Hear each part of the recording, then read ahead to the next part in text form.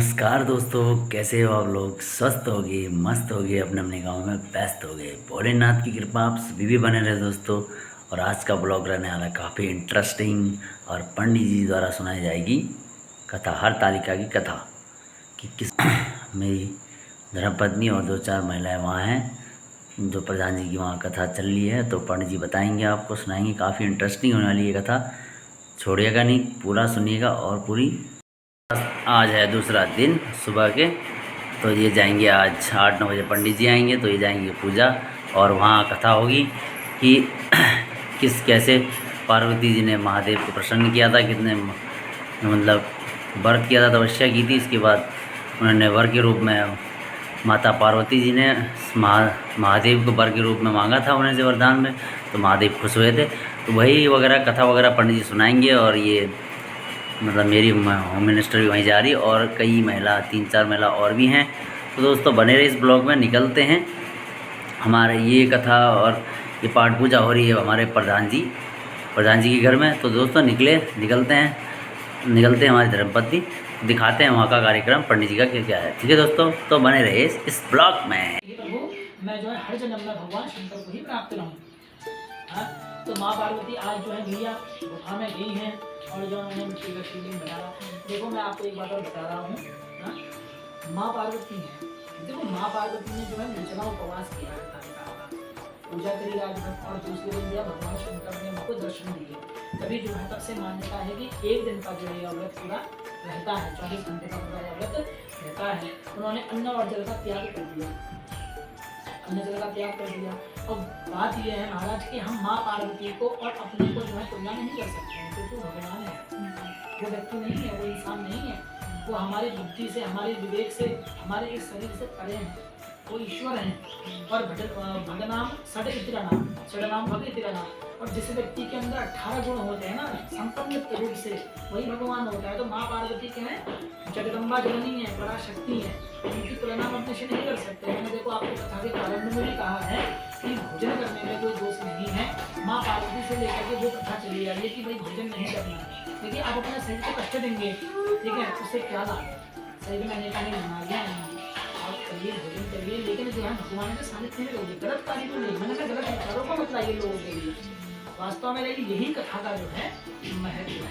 साल भर में हटाने का चीज का बताता तो बोले साल जन्म तो वही का चीज नहीं है। असल में मैं आपको एक लॉजिक की बात बताऊँ, आपको वही नहीं बताया। देखो अगर पति की हमें लंबी करनी है ना, तो पति के साथ जो है दो शब्द प्रेम से बोलो।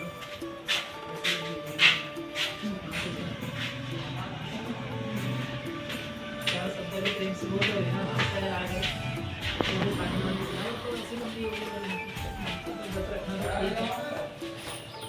मेन कारण क्या है कि भाई हमारे प्रति चिरंजीवी रहें, और हमें यही प्राप्त होते रहे उम्र में जो है वृद्धि हो। इस कारण से हम जुड़ेंगे 8 जीवन अच्छा करते हैं। तो एक फॉर्मूला याद रखना महाराज, क्या 4 शब्द प्रेम से बोलो। अभी जैसे आप लोग करना, अभी घर जाओगे ना, ऐसे काम देखना, अगर पानी वाला खाना लगे तो कुछ जो है मेरे कहाँ है क्या मतलब उस पर गुस्सा तो आ जाता है ना। जब हम खुद गाली को एक दूसरा कह देना भैया चाय दे दिया, चाय बना, खाना बना, तो गुस्सा आता ना बताइए। बताइए भैया स्वभाव एक मनुष्य जीवन है, तो इसलिए गुस्सा नहीं करना। देखो व्रत का मतलब क्या है, मैं और बताऊँ आपको, थोड़ा सा ज्ञान का भाव है मेरे लोगों में। शास्त्रोक्त जो नियम, जो व्रत है ना, व्रत केवल एक ही होता है, पता है कौन सा? एकादशी नियम के अनुसार व्रत एक ही होता है। व्रत मतलब क्या होता है? व्रत मतलब है क्या? व्रत मतलब हमारे जो नजरों में है, इसका मतलब है कि हमने खाना नहीं खाना है, पानी नहीं पीना है, लेकिन फल खाने हैं और दूध पीना है। खाना नहीं खाना है, दूध खाने हैं और वो फल खाना है। क्यों? बोला वो जमीन से उगता है, अन्न इसलिए नहीं खाना होता है, तो फल कहाँ से होता है? उसकी तो जड़ जमीन नहीं है। तो कोई मिला के क्या है कि हमारा इस माध्यम से नहीं, उस माध्यम से जो है पेट भर जाए, लेकिन ये माध्यम हम बना के रखेंगे कि फर्क है। शास्त्र में ऐसा नहीं लिखा है कि व्रत में भोजन नहीं करना चाहिए। शास्त्र में लिखा है कि आप भोजन करो, आपका व्रत है, आप भोजन करो, आप पेट भर के खाना खाओ, आप दूध पियो, पानी पियो, चाय पियो, खाना खाओ। व्रत का मतलब असल में क्या है कि आप लहसुन, प्याज, जो नेगेटिव, जो नकारात्मक चीजें उनको त्याग दो, और भगवान की शरण में बैठो। यानी कि उस दिन आप ये मत कहो कि मेरा पति, मेरा बच्चा, मेरी माँ, मेरा पैसा, मेरा घर। आप जो है उस दिन पूरा समय किसमें दो? अपने भगवान की शरण में दो। आप मंदिर में बैठो, खाओ पियो पूरा, गलत चीजें मत खाओ। इससे तामसिक प्रवृत्ति मनुष्य के अंदर प्रवृत्त होती है, जैसे लहसुन, प्याज, मीट, मांस, दारू बात, ये चीज इनको छोड़ देना है। बाहर की चाउमीन, मोमो, बर्गर वगैरह वगैरह, ज्यादा मसाला और ज्यादा नमक, व्रत के दिन ये छोड़ना होता है। बाकी भोजन का निषेध कहीं नहीं है।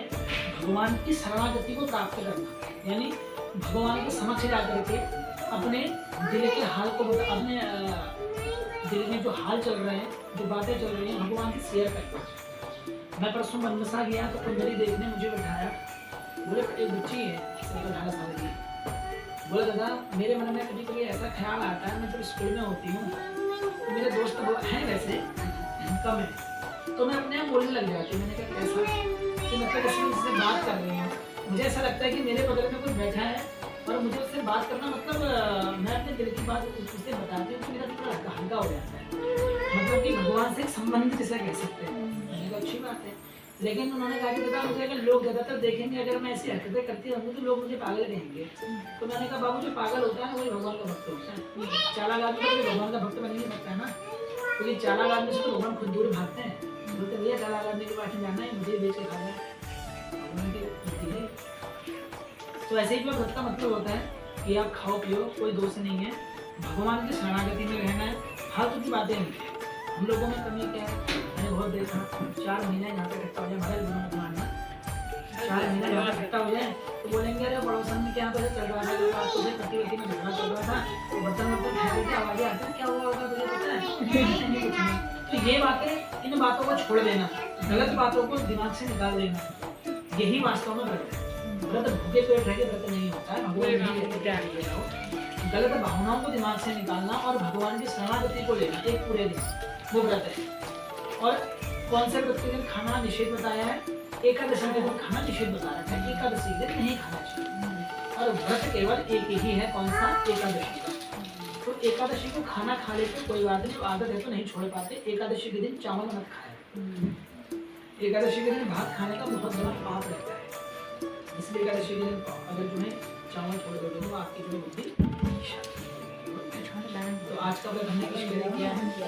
पतिदेव के लिए, जो कि उनकी उम्र लंबी कैसे होगी, और जब भूल जाओगे ना तो थोड़ा सा क्या गुस्सा भी है, दबा लेना, चाय बना ले बहू, आज के दिन क्रोध जो दबाना है, और जो क्रोध पी जाता है ना तो वही जो व्यक्ति होता है ग्रेट होता है, तो आपको महान लगता है, ठीक है? क्या कि महान काम करना तो पड़ेगा महाराज, अब गाय है दूध दे रही है तो सबको झेलना पड़ेगा ना, देना पड़ेगा। चलो थोड़ा सा कथा में घुसते हैं अंदर। तो भगवान शंकर ने जो है, सॉरी माँ पार्वती ने क्यों किया? तो एक समय जो है भगवान शंकर और माँ पार्वती बैठे थे। अच्छा आपको पता है भगवान शंकर और माँ पार्वती की जोड़ी भी बड़ी विचित्र है। एक बार क्या हुआ, एक बार नारद जी आए शंकर जी के पास में, माँ पार्वती के पास में। तो माँ पार्वती ने जब प्रणाम किया, भाई नारद भाई बैठे, तो बोले नारद जी कहाँ से आ रहे हैं? बोले भैया संसार में घूम के आ रहा हूँ। तो क्या करना कैसे? बोला भैया ऐसे ही गया था घूमने, देख रहा था कि कैसा क्या हो रहा है संसार में, तो क्या हाल है। बोले भैया संसार में देख के आया, लोग बड़े दुखी हैं, बड़े रो रहे हैं, बड़े अपने कर्मों पे। ओ बोला ऐसा है। बोले देखो नारद जी, और भले कहीं कुछ भी चल रहा हो, लेकिन हमारे कैलाश में तो महाराज हम बड़े शांति से रहते हैं। मैं कहा शंकर जी और पार्वती की तो कथा ही बड़ी विचित्र है महाराज, बड़ी आनंदित कथा है। अच्छा तो नारद जी माँ पार्वती बोली देखिए हमारा कैलाश कितना सुंदर जगह है और कितनी शांति यहाँ रहती है, और सबसे बड़ी बात है देखो मेरा वाहन क्या है? सिंह है, और मेरे पति का वाहन क्या है? और दोनों में कितनी मित्रता है, कितना प्यार है। दोनों एक ही थाली में खाते हैं, एक ही गिलास में पानी पीते हैं, और एक ही बिस्तर में सोते हैं। और तो और छोड़ो, मेरे पुत्र गणेश का वाहन क्या है? मूषक है, और मेरे पति के गले में क्या रहते हैं? दोनों एक थाली में खाते हैं महाराज, जैसे दुश्मन है। और मेरे पुत्र बड़े पुत्र का जो है वाहन क्या है? और सिंह बैल का दुश्मन, लेकिन सब प्रेम से रहते हैं महाराज, एक थाली में खाते हैं, एक बिस्तर में सोते हैं। और तो और छोड़ो, ये तो कुछ नहीं है। और सबसे बड़ी बात पता है क्या है, भगवान शंकर ने मुझे अपने आधे शरीर में भाग दे रखा है, तभी तो अर्धनारीश्वर कहते हैं ना भगवान शंकर, आधे शरीर में भाग दिया है। अब नारद जी मैया बहुत बोल रही हैं और बहुत अपनी तारीफ कर रही हैं। तो नारद जी ने कहा मैया आपको पता है आपके पति जो मुंडों की माला पहने रहते हैं। बोला हाँ तो आपको पता है किसकी है वो? तो मैया कहती नारद जी से, बोले नारद जी मेरे से भगवान ने कुछ नहीं छुपाया है, सब कुछ बता दिया मुझे। बोला अच्छा, तो बोले जो मुंडों की माला है वो किसकी आपको पता है? बोले मुझे नहीं पता है। क्या भगवान ने आपको बताया नहीं? ये नहीं बताया।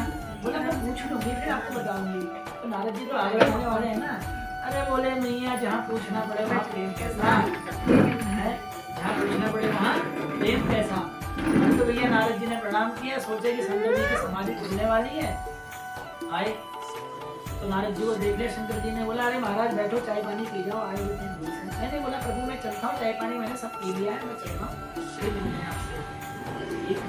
अब नारद जी, अब शंकर जी सोचे महाराज नारद जी आए तो कुछ ना कुछ तो गड़बड़ कर ही जाएंगे, आदत है ना उनकी। तो अब गए वहाँ और बोले, अब देखा कि भैया आवा भगत बिल्कुल नहीं होता है ना, मेरे को जैसे पति आता है तो बड़ी किस्मत होता, भाई पत्नी को होती है पानी पिलाती चाय तो धीरे धीरे मुँह रुखा रहेगा तो भी बड़ा रे भाड़ा में जाओ का कुछ नहीं है।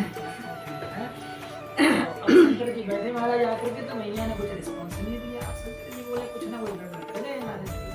बोले अरे मैया सुनती हो पुत्र गणेश कहाँ है? अब मैया क्रोध में लाल थी वैसे, तो बोले मुझे क्या पता, कहीं गया होगा बाहर खेलने, क्या अपने पल्लू में बांध कर रखूं। और शंकर जी बोले यहाँ तो नाम में गड़बड़।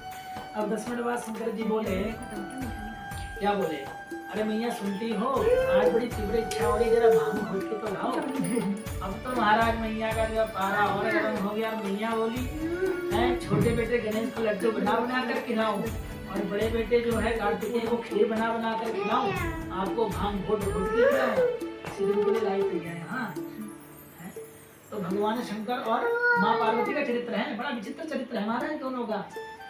तो बोले मैया नाराज क्यों होती, क्या बात है? बोले भगवान आपने मुंडों की माला पहनी है, आपने सब कुछ मुझे बता दिया, आज तक मुझे ये नहीं बताया आपने कि भाई ये मुंडों की माला किसकी है। अब महाराज कैसे बताए? बोले मैया छोड़ो क्या सुनोगी इसकी कहानी, हटाओ। नहीं नहीं बोला भगवान बताओ कि मुंडों की माला किसकी है। अब तो महाराज जब शंकर जी ने सुना तो आपको मैं आंसू की धारा रोने लगी। तो मैया बोली क्या हो गया? बोले पार्वती तुम जो है संसार में जितनी बार आती हो, जितनी बार देह को त्यागती हो, मैं जो है तो कहते हैं ना उपहार तौर पे कि मतलब वो क्या कहते हैं निशानी के आधार पे तुम्हारे जो है मुंडों की माला अपने गले में धारण करता है। मैया बोली मैं इतनी बार मिल चुकी हूँ क्या? बोले हाँ तुम इतनी बार मिल चुकी हो और इतनी बार तुमने जन्म ले लिया है। तो मैया पूछती है कि भैया आप तो मरते नहीं हो, मैं ही मरती रहती हूँ, कि आपने कोई वो अमृत पी रखा है क्या? तो भगवान बोले महाराज मैंने अमृत नहीं पिया, मैंने अमर कथा पी है। अमर कथा क्या पी है? अमर कथा। कौन सी अमर कथा पी थी भगवान शंकर ने? अब उस विषय में नहीं रहेंगे, कहानी यहाँ खत्म हो जाती है। भगवान शंकर ने श्रीमद् भागवत रूपी अमर कथा पी है। भगवान कृष्ण का चरित्र को उन्होंने पढ़ा, इसलिए भगवान नहीं मरते हैं। तो यहाँ पर वही बात आ रही है कि भाई माँ पार्वती और बैठे हैं, क्योंकि माँ पार्वती का एक जन्म तो है नहीं ना। माँ पार्वती तो भाई अपने देह को त्यागती रहती हैं, फिर भगवान शंकर को प्राप्त करने के लिए नई नई जो है व्रत करती रहती हैं। तो उनमें से ही एक व्रत जो है उनकी एक जन्म की कथा यह है। क्या कथा है? कि भाई भगवान शंकर को प्राप्त करने के लिए मैया ने ये निर्जला हरतालिका का व्रत किया था। ऐसे तो हजारों करोड़ों जन्म हो चुके हैं माँ पार्वती शंकर जी के लिए, तथापि जो हरतालिका तीज का व्रत है विशेष है। तो क्या व्रत बताया संक्षिप्त हम बताएंगे, क्योंकि इतनी लंबी कहानी हर साल आप लोग सुनते ही रहते हैं। तो मैया जो है कहाँ गई थी व्रत करना? ये हाँ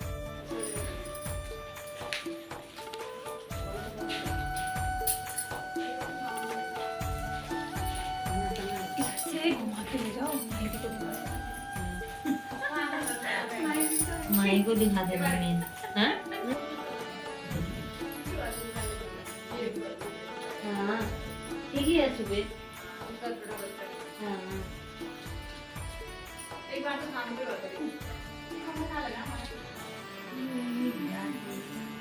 सुरवरः सर्वाधिपः सर्वदा सर्वः सर्वगतः शिवादिशिवः श्रीशङ्करः पातु मां नमः शम्भवाय च मयोभवाय च नमः नन्दराय च महेश्वराय च नमः श्रीचेतनाय भगवनाथि सांप्रसदा शिवाय नमो नमः।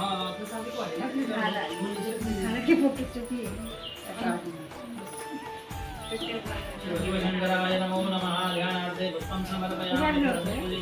दिगम्बरमः शिवाय शक्तितं देवि समस्तमेतत् त्वं वै प्रसन्ना भुवि मुक्तिहेतुः मा भगवते नमो नमः। ध्यानार्थे पुष्पं समर्पयामि। समर्पयामि हस्त्योर्यर्घ्यं समर्पयामि मुखे आचमनीयं समर्पयामि सर्वाङ्गे स्वाचमनीयं जलं समर्पयामि। नमो नमः गौरी महेश्वराभ्यां नमो नमः। गौरी महेश्वरः भगवान् इहागच्छ इहातिष्ठ शुभतिष्ठतो वरदो भवः। गौरी महेश्वराभ्यां नमो गौरी महेश्वराभ्यां नमो नमः। पञ्चामृतस्नानं समर्पयामि कन्दनम् ॐ गन्धद्वारां दुराधरसां नित्यपुष्टां करीक्षणीमीश्वरीं सर्वभूतानां तामिहोपह्वहे श्रियं भगवन्देवताभ्यो नमो नमः। गन्धाक्षतः समर्पयामि भगवत्यै नमः। ओम श्रीश्चते लक्ष्मीश्चपत्न्यां महोरात्रे पार्श्वे नक्षत्राणि रूपमस्मिनो व्याप्तं विश्वन्निखाणम् ॐ मयिखाण सर्वलोकं इखाणः भगवत्यै नमो नमः। गन्धाक्षतः समर्पयामि वस्त्रः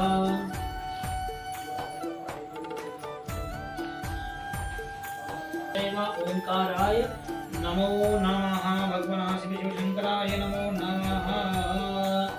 ओम नमस्ते महामाये श्रीपीठे सुरपूजिते शङ्करचक्रगदाहस्ते महालक्ष्मी नमोस्तुते भगवत्यै नमो नमः। वस्त्रं समर्पयामि वस्त्रान्ते आचमनीयं जलं समर्पयामि दीपं समर्पयामि। हिरण्यगर्भगर्भस्तभ्यं हिमबीजं विभावशो अनन्तः पुण्यफलदमतः यजमानरात्रिं परिरक्ष्य प्रतिमञ्जशून्यं यज्ञोपवीतं बलमस्तु तेजः। महेश्वराभ्यां नमो नमः। यज्ञोपवीतं समर्पयामि यज्ञोपवीतान्ते आत्मन्यं जलं समर्पयामि। आभूषणं समर्पयामि नानारत्नसमायुक्तं मुक्ताहारं विभूषणं स्वर्णसिंहासनं चारुकृत्यर्थं प्रति ओमनाभ्याः श्रीरङ्गरिक्षगं शेषं द्यौः समवर्तता तुभ्यां भूमिति सह श्रोता तथा लोकान् अकल्पयन्। गौरीमहेश्वरं समर्पयामि वटगोपस्नादयामि सर्वान् तस्मात् फलप्रदानेन पूर्णाशुद्धो बिल्वपत्रं समर्पयामि।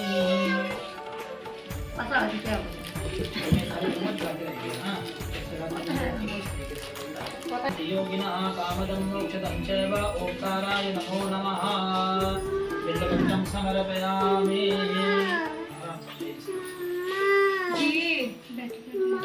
ओम नमन्ति रसयोगेवा नमन्त्यं सरसाङ्गरानदा नमन्ति देवे संप्रकाराय नमो नमः। बिल्वपत्रं समर्पयामि।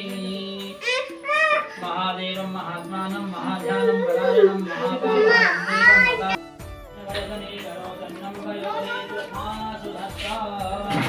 ओम त्वमेव माता च पिता त्वमेव बन्धो च सखा त्वमेव विद्या तमिळं महापुष्पै देवाभिवन्दनम् आराधिक्यग्रहणम्। हरिः ओम जगनेन विघ्नमेजं तदेवास्तानिधर्माणिन्दमान्यासन्नाथनागं महिमानः सचन्दचन्द्रवोमेधाभ्याः सन्ति देवाः। ओम राजाधिराजाय भवतीहाहिने नमो वयं वैश्रवणाय कामान् कामकामाय मह्यं मयि कामेषु वैष्णवो ददातु कुबेराय वैश्रवणाय महाराजाय नमः। ओम विश्वस्तश्चक्षुरुत विश्वतौ मुखौ विश्वतौ बाहुः विश्वतपादः सम्माहुर्यन्दमति सम्मतदेव्यावा ओम निजयं देव एकः नानासुगन्धि पुष्पाणि यथा कालोद्भवानि च पुष्पाञ्जलिर्मया दत्तम् परमेश्वरः। मन्त्रपुष्पाञ्जलिं समर्पयामि। आवाहय देवताभ्यो नमो नमः। ओम जे तीर्थानि प्रचरन्ति स्थिताः तानि खञ्जिणः ते खाविवं सहप्रयोजनेव धन्मानि धन्मानि। आप लोग तो जैसे सलमान खान की मूवी थी ना, तो 3-3 लोगों को जोड़ के लंबी लंबी चेन बना देता है, तो ऐसी चेन आप लोग भी बनाओ, लो ज्ञान दो। पार्वती मैया की जय, सरकार की जय।